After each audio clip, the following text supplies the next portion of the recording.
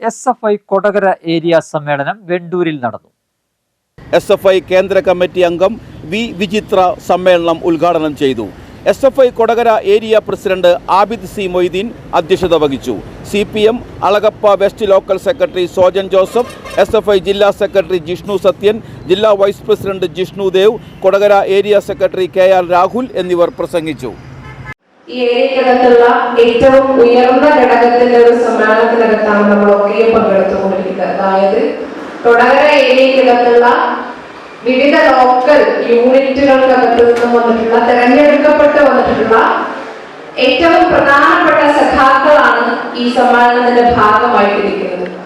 അപ്പോ ഇവിടെ ആദ്യം തന്നെ അധ്യക്ഷൻ ഒരു അജണ്ട അവതരിപ്പിച്ചു.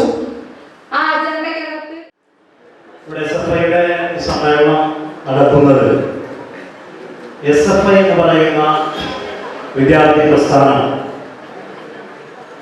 രൂപപ്പെട്ട് നമുക്കറിയാം.